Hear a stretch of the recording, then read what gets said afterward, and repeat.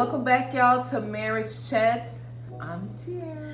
And I am Adrian. Welcome back to the channel, y'all. We appreciate you for stopping by and hanging with us today. Before we get into everything, don't forget to like, comment, and subscribe. Be part of the chat room. Drop a comment or something. Drop a comment. Come join our community. That's right. We want to hear you guys' feedback. Yeah, we appreciate love to hear you. what you think. Yes. Okay, so we're gonna go ahead and jump right on in. So this week, y'all, because I know y'all been spoiled with all these guests. Okay. But this week we do have a love bite. So we're gonna jump into our love bite segment, and we're gonna chit chat about it. Okay. So at this point, I have talked to hundreds of women and men, mostly women, just in my DMs alone. And what I have found is almost every single one of them want their marriage after infidelity. I would say 98% of the people that I have spoken to want their marriage, both men and women. They just do not know how it's possible to come back from that. They just don't know what to do. They don't know how to handle the triggers, how to handle the distrust. They don't know how to handle the feelings of betrayal. And they don't see a way forward, but they want a way forward. And that is what me and my husband are called to show. We are called to share our testimony, to show you that there is a way forward. And if you've seen my face before, you know that's the case. We went through the infidelity. We went through a separation where we lugged children back and forth between homes. We fully planned on getting divorced. And now we stand here years later, happy, healthy, whole, with a Christ-centered marriage. It's possible. And I will shout it from the rooftops. And if you're seeing my face for the first time today, be encouraged. Yes, it takes work. Yes, it takes two. And yes, it takes time. But it's definitely possible. You can be healed. You can be whole if you both want it. God bless. I want to start off by saying that you guys know that one of the reasons why we're here and why we've created this space is because ultimately we want to help to save marriages, right? And because we've seen a lot of divorce, we've seen a lot of struggles. We all know, and I think we've discussed several times now, we know marriage is hard. Yeah. It's hard. It's hard work.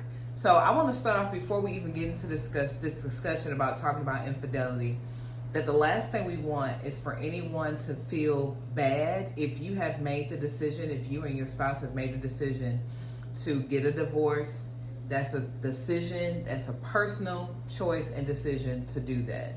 And so we're not negating over here to make it seem like the one way is the right way or any of that, because it's not. Ultimately, you guys have to decide what's best for you, because not only is marriage hard, but there are certain things that can happen in a marriage, like infidelity, that you really have to decide, am I willing to put in the work? Because the work just beginning. It really is. It's just really beginning. And it's like Tweety said, it's a decision that both of you all have to make.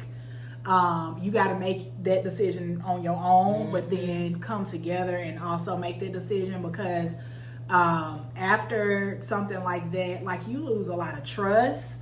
You start becoming insecure. Like, it just be so much that, goes, especially for us women. I don't know how, I can't speak on, men and how they feel and, things like that. But I know for, women, that's crushing. That is crushing to find out that, your spouse, hasn't been faithful. Yeah. And so it really is a battle in your mind. Like, am I going to stay? Am I stupid for staying? Why am I staying? Like, where did it come from? Ask all them questions. You ask yourself those questions. Ask your spouse those questions too. But ultimately, in the end, that creator, and I'll make sure to tag their information and stuff down below, and you can go check their video out on TikTok before it goes away.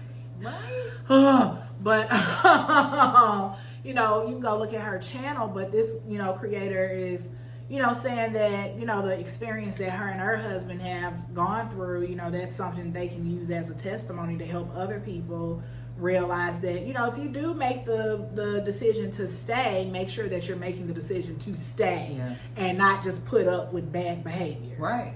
And we want to talk about this today also because this is a very real thing. It happens more often than you think. There's multiple ways to deal with it. There is no right or wrong way. We were just sitting here having a conversation about someone that we know who has been trying to recover in their marriage for a while, and they feel like they're doing all the things from the workshop to therapy to this to that to this to that. And so just as this creator said, like, you have to go in with the understanding that it's going to take time. It's going to take time. So we have some things we're going to go in and just unpack today, just about, you know, how really do you define infidelity? Has it been defined, what that looks like? Right. And so the first thing really is about making sure that you guys... Well, hold on, because we got to do a good segue. Oh, okay, it's time for the meat and potatoes. Sorry to sound all excited. We're talking about infidelity. Sorry. Right. But it's time for the meat and potatoes segment. Sorry, y'all. Okay. Go ahead. Okay. So, now that we got that out of the way. So first, it's important to set boundaries and standards from the beginning. Yeah. And we know, again, that's going to look like something different for everybody, okay? Because you'll see all the time where there's debates back and forth about, should my phone be ready and available for my spouse to be able to look at any time? There are some people like, no, that's private, that's me, nobody should be in my phone. There is no right or wrong way. No. There's no right or wrong way. But the standards need to be set, the discussion should be there. I know I have my own personal opinion about it. I feel like that in a marriage, if we're sharing everything, and I should be able to be open and transparent with my spouse. And so vice versa. That's right. So you can look at my phone, you know. Right. You're not going to find anything. But everybody feels some type of way about it. There's some people who feel like when you, even as a married couple or whatever, you still have your own life. And it's true. You do have your own life. You still are your own person.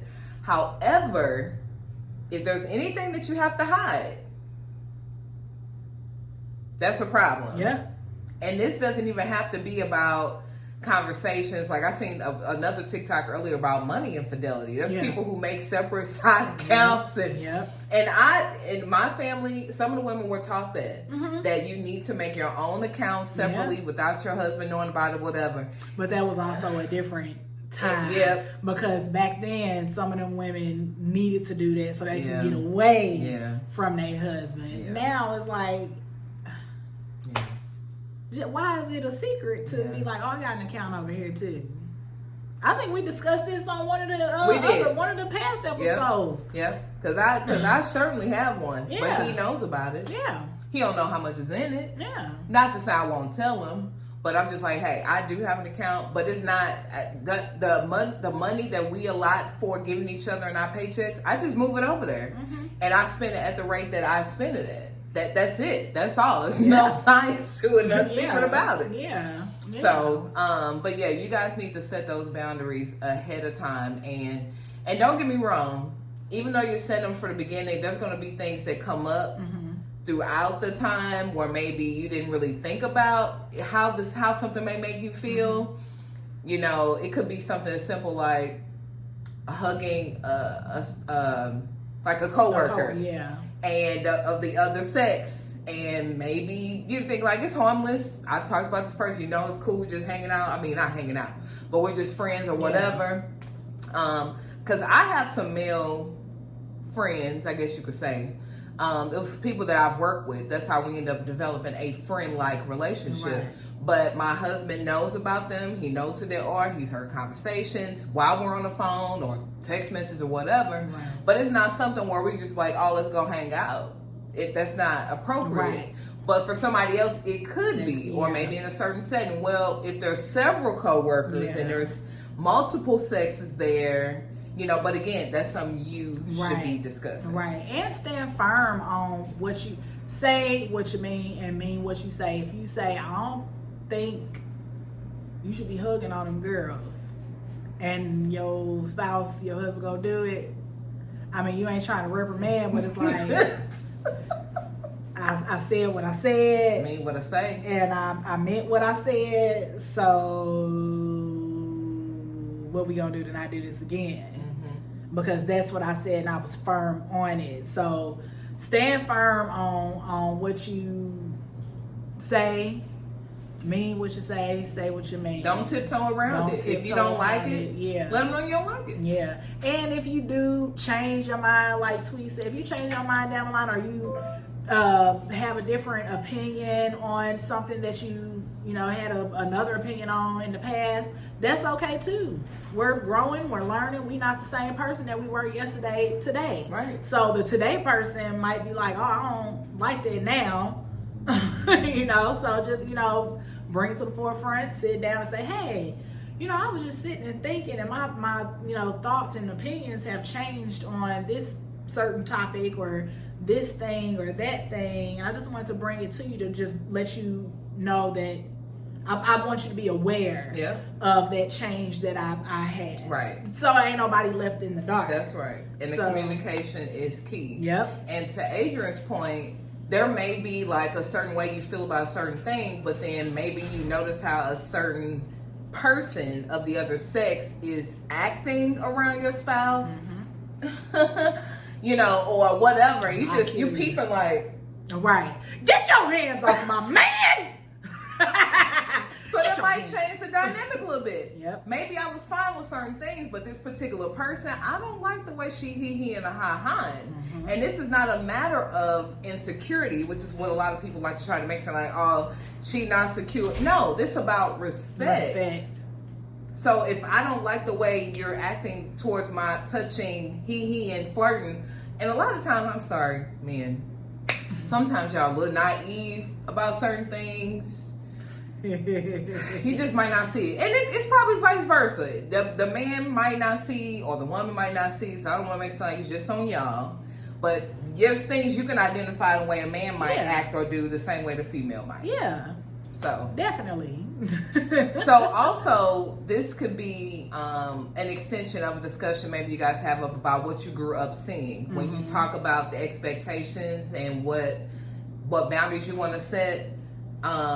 Some of the insecurities could also be based off of what you've seen growing up, how certain relationships happen with like your siblings or your parents or whatever, cousins, and what's accepted, what's okay, what my daddy used to do, what my mama used to do. Well, I ain't doing it here. I'm not okay with that. So I'm not good with you going out hanging out with a single friend. I'm not good with y'all going out to a bar and hanging out because it's still a date. You know, just stuff like that. Yeah, it needs to be talked about. Yeah, definitely. I always do the, well, if you were in my shoes, how would you feel? That's right. Especially with Cortez, like sometimes you have to make him like think about being in my shoes. And then he'll be like, oh yeah, I wouldn't like that. Yeah. So if you wouldn't like it in my shoes, why would you think that I would approve? You see the lunacy, guys? Oh man. And it's been times too where I've had a conversation with Cornell, and sometimes it's tricky because there are certain things where it's like, okay, think about it from this perspective, how would you feel? But then there's certain things where it's like, well, honey, when it comes to men or when it comes to women, they think differently. And I'm not going to say that we don't think differently about certain things. That whole, what's the who from Mars, somebody from Venus? Women are from Venus, men are from Mars. Yeah, something like that. That book that came out a long time ago. Yeah. I recognize that sometimes the way we think about things, process things may be different. But at the end of the day, treat your spouse how you want to be treated. Yep. And if they tell you they're uncomfortable with something, that's it. Yeah. That's all. That's all that matters. Yeah. They're uncomfortable. That should be enough. Yeah. So acknowledge it and be like, oh, okay, let me make sure I don't do that. Yeah. Yeah. So people don't realize like little stuff like that can add up to making someone feel a certain type of way, especially if you're not acknowledging it. Oh, yeah. And recognizing like, okay, I'm sorry, didn't realize that won't happen again, or whatever the case. So yeah. So let's talk about in a situation like this creator here, where her spouse actually did get in a situation where there was infidelity that happened. It's like the forgiveness that's required. I think a lot of people really don't think about that, because I know a lot of people, including myself, where before you get married, just like, I would never let my spouse cheat on me. I would never go through that. I would leave and this and that. And just like she said, I can tell you there's a lot of people who, once you're in the marriage, it doesn't happen that way. Right. You are now in love with this person who you've made vows to. Not just about the amount of investment, not just about all that is taken. I mean, don't get me wrong. There is history now. There is stuff y'all built together and all of this, but it's the human aspect that's in it. Like Tweet said, you love this person. You shared memories with this person, created memories with this person. You created a life, a world that's just y'all family, your friends. Like there's a whole plethora, universe of, just you and that person. And then when something devastating, such as infidelity comes into play, it's like, I want to leave, but at the same time, I'm like, I want to get down to the bottom of why this happened in the first place. Yeah. I love this person. Are they going to do it again? Like, you're like thinking about all of that, because one, you already feel dumb. Yeah. I don't know a synonym for dumb or stupid. Yeah. But you already feel like, dang, I must look real foolish for staying with this person. Yeah, you think about what everybody else think around you. Who all knew. And who all knows. Right. So, you feel foolish. You feel blindsided. You're heartbroken. You feel betrayed. It's a gut-wrenching feeling, because it feels like somebody literally ripped out your heart. Yeah. And then you're, even though you're feeling all of those feelings, it's also the thought of, well, dang, but I love this person. Like, that's really like, that be the devastating part. That be the because you gotta work through all of that. You have to, like, am I gonna forgive this person? Am I gonna give them another try? Am I gonna go out and cheat and get my lick back? Right. It's all of those are like, that's stuff that just be going through your head. I know, like, with my situation, Cortez and I weren't married at the time, and I'm just being transparent now, so don't go tell nobody. but in all transparency, Cortez and I weren't married at the time. We had just started dating. Yeah. And, he went and did what he did with someone else. And he didn't tell me, like, I mean, no one's going to be like, hey, I went out and cheated on you. It was like years later. It was maybe like 2 or 3 years later. And he had gave me a promise ring, and he told me that he wanted to be truthful and honest about everything before he gave me that promise ring. And then that's when he like confessed, to what he did. And when I say the floodgates of insecurity came in, I was already insecure. I didn't really have like high self-esteem, but I didn't have low self-esteem either. Yeah. But the floodgates of insecurity just came in. Yeah. I felt dumb. I felt really foolish, because I met the girl. Having no clue. Like, met her. Like, my heart was broken, and it took years for me to, like, really be like, okay, I'm more secure now. Yeah. It took a long time. Yeah. So that's another, like, example. Just because you do decide to stay around and forgive, it don't mean that you gonna forget, and it don't mean that everything gonna be better tomorrow. Right. Sometimes it takes weeks, months. Sometimes it takes years. Yeah. Things trigger you. Insecurities, might come up. A thought. We were just talking about this before we press record. Thoughts might come up, and you be like, "Dang, why did he do?" Like, it just be popping up, and you don't want it to pop up, but it just happens. Yeah. So, I mean, and I knew when he came to me, like, at first I was like, oh no, because I was one of them girls, I ain't accepting this, and I'm just your girlfriend. I'm just your girlfriend. But I was like, man, but I really love this guy. Like, I really love him. Yeah.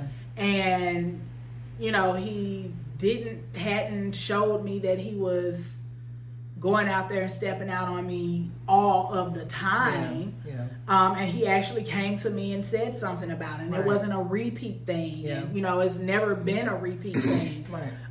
So then I decided to, be like, okay. But when I say I made it hard for him, because I was still working through a lot of this stuff, I made it hard. And I wasn't doing it on purpose or to be malicious. Yeah. But it was just, I was hurt. Yeah. I was hurt, and I had to, get it. I couldn't go to my mom and be like, Mama, he went in it. I couldn't. I think I told y'all. Yeah. But I was hurt. Yeah. I was hurt, and it took a long time. It took a long time to get through that until I was like, oh, okay, it ain't this, bridge in the water. Yeah. So that's just my testimony. Sorry, I took up a lot of time. Yeah, no, that's okay. We probably won't be having part 2 to this. And I'll share, I've also had an experience, and mine was different because it was me finding out things. And so, and I truly believe one of the reasons why I can speak to some of these things is because since we got married so early, we started our relationship so early, there was not really any boundaries set. Mm-hmm. There was no discussions about what would offend me, what won't, all of that. Because, we got together when we was teenagers. Yeah. So this is like the sole reason why stuff like this, why we're like, no, we need to talk to people. We need to let people know. Mm-hmm. This is how we can help you analyze things from the beginning and save some of the heartache that you get. Don't get me wrong. No matter what, you're going to have challenges. Right. But learning how to work through certain things sooner and work through different things so that it's not detrimental to your marriage is vital. It's important. So yeah, we've had a lot to work through, and there was a lot of work, really on both parts. There's really work on both parts because you got the person who has to forgive, and you have to have the person who has to redeem themselves and show you by action that things are not going to occur anymore. And now there's a need for feeling even more secure, or showing the action, showing that you're remorseful, showing that, reassuring them that you love them and that you're not staying out of being comfortable or because it's just who you are, been around or whatever you love. Because the first thing in your mind is, if you love me, how could something like this happen? Yeah. But I can tell you that nobody is immune to making a mistake. And I know there's even some debate about that. What's a mistake versus a decision? A decision, yeah. Because it depends on how deep it gets. Right. If we're talking about a text message versus going to somebody's house or versus going on a date or, So those are the type of things that can really decipher, like, how deep does this thing go? What's it going to really take? That doesn't mean the questions is going to keep the questions and the thought from happening, but it just makes it that much worse. Because I've seen some testimonies where somebody had a baby on people. Yeah. And I used to think, like, I don't know if I could do that. Yeah. Like, that's not only dealing with the problem itself, but now I got a whole nother family involved. So now I'm going to have to see this woman. I'm going to have to help raise this child and see them on a regular basis. Like, if that's not God. Yeah. Because right now I can say with my whole heart that I don't know. Yeah. I could not do that. Yeah. And it would be, in my opinion, okay, because that's something I'm recognizing that I'm not strong enough to do that. Yeah. And it's like you're recognizing things from a point of, can we move past? Can I? Because you do still have to consider yourself. Yeah. Nobody deserves to stay in a partnership where it's turmoil, where you're not happy, because it's shortening your life. Yeah. It's not good for the kids if you have any.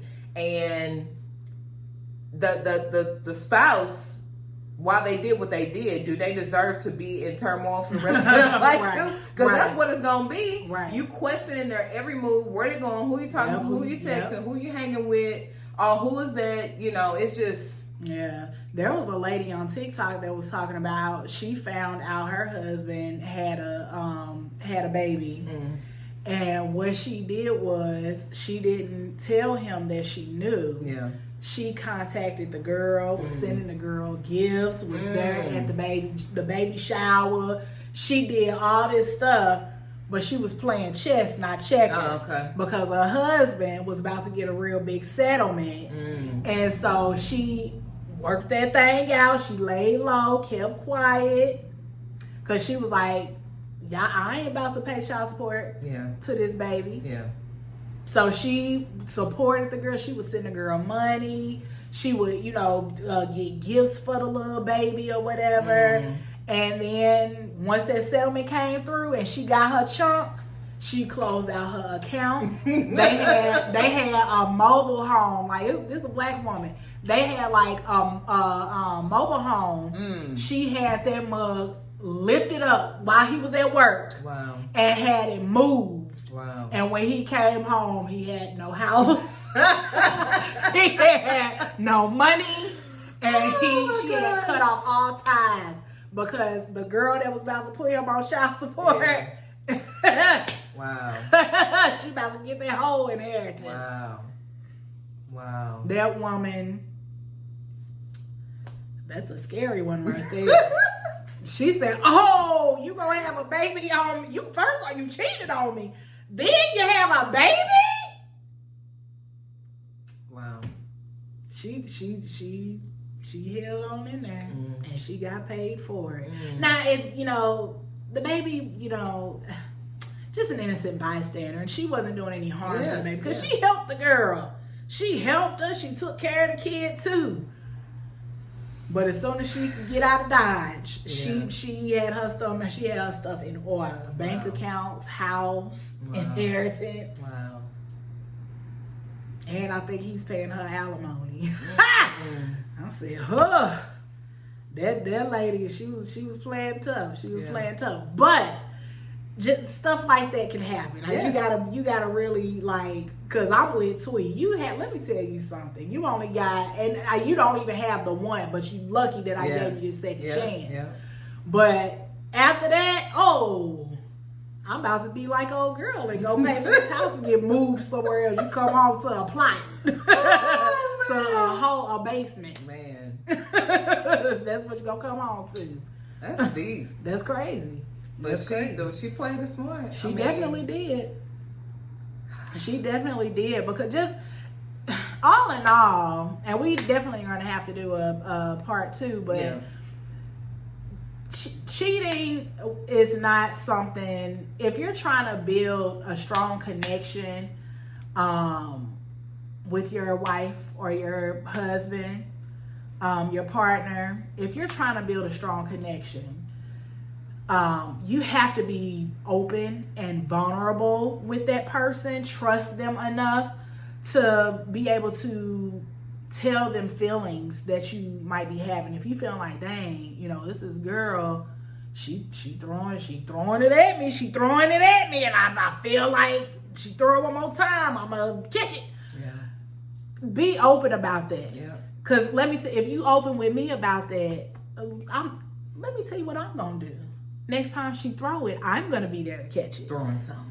And I'm gonna hurt her. Okay. I'm gonna hurt her. That's what I know some people like to get on tangent and be like, oh well, she wasn't giving, he wasn't giving, and that's another story. I promise you, we're gonna talk about that too. Mm-hmm. Because yes, it does matter making sure that each spouse is doing what they're supposed to do. But because we know, especially from the men, that, well, I ain't even say especially from the men, because these men be out here inboxing and hollering and everything else too. So if the woman really wants to, or the man, either side, they could choose to make that decision. Yeah. So, but we're not going to justify any infidelity at all. It doesn't matter. Like, if there's a problem, there's something missing, or if showing you're not getting what you want, then you need to open your mouth and say and something. communicate. Yep. Period. Open it, because you never know what your spouse is gonna say. You never know if they'll be like, "Oh, yeah, I was thinking about doing that too." Okay, come on. Oh, I wish you would have said. You should have told me you was feeling this way. Yeah. I had no idea. Like, I mean, ain't nobody gonna whoop you, and I think I think a lot of the times, like, especially, well, I don't want to keep singling out the men, but I feel like a lot of the times when people get into relationships, there's like a fear of like reprimand, or you gonna get in trouble, when it really is like your partner, your spouse is just holding you accountable for things. Yeah. And so I guess there is not a understanding or a know-how to differentiate, being in trouble about something and being held accountable for something. Because your wife or your husband, I mean, unless they abusive, and then, I mean, right, please let us know so I can call the cops. Right. Okay, because I'm a tattletale. Yeah. But you're not going to get in trouble. That's the bottom line. Right.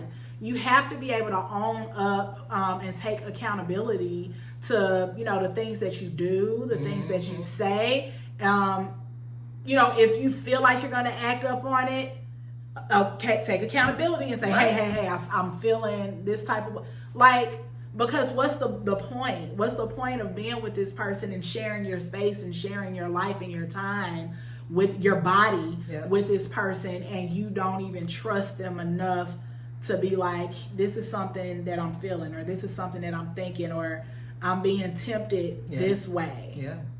Of course, your spouse gonna be like, okay, well, let's, fix that. Like, and if you still choose to go out and do it, that was a choice that you made, and now you have to deal with consequence. Yeah. Because for every action, there is a reaction. No matter how old you are, you could be 3, you could be 33, you could be 43. There's still a consequence to something that you may have done that you knew was disrespectful, could bring harm to you or your family. Like, you have to learn how to take accountability and be okay with it. That's a part of being an adult. That's a part of experiencing life. Yeah. You learn, if you experience something that you knew you weren't supposed to be doing, you still learn from it. Yeah. You don't go back and keep repeating it. I'm not going to whack my head on this wall and be like, oh, that felt so great. Let me keep on doing. No, it's going to hurt. And I'm going to say, let me watch my head. Yeah. And I was just going to say, in ending this part 1, we're going to come back to part 2 next week. Keep in mind that no matter what, whether it's the man or the woman, you're going to be found out. Yeah. So I'm pleading with you today, even before we get to this part 2, if you're in a situationship, if you've been flirting around with a coworker, work wife, work husband, as people be trying to play it off and all this stuff, it's weird. Please end it today. Please end it today. Please go to your spouse. You might want to pray first. Yeah. and go to your spouse and be upfront and tell them what's been going on, because it's better to hear it from them than for them to find out. And they're gonna find out. Yes. Because everything that's done in the dark must come to the light. The light. It's gonna come out. So you might as well just cut it off. It's not worth it. It's not worth it. Think about all of what there is to lose. There's nothing to gain but a divorce, a broken heart, a split up family, disappointed children, and full of regret. Yeah. Dang. So we gonna do part 2, y'all. What? Because we didn't even get all that. We sure didn't. Y'all, look, to be continued, we gonna see y'all on this topic next week. Yeah. But before we end everything, don't forget to like and subscribe. Join the conversation. Let us know what you think about infidelity, how you may have handled, if you have ever experienced it. How did you and your spouse handle it? Did you decide to be done? Did you stick around? Just go ahead and let us know that. Join the conversation down in the bottom. We gonna finish this up. We gonna, as a matter of fact, we gonna do our whole thing, press in, start back, and we gonna do part 2, and that's how you gonna be continued. Yes. So before we go and see y'all in 3 minutes, like we always say, a good thing ain't hard to find, but it takes work to keep it. It sure does. We get ready to see y'all over in the next one, which is gonna be next week for y'all technically. Right. See y'all in a minute. Bye. Hey guys, this week's business highlight features the collection by Tina Denise Hair Care line.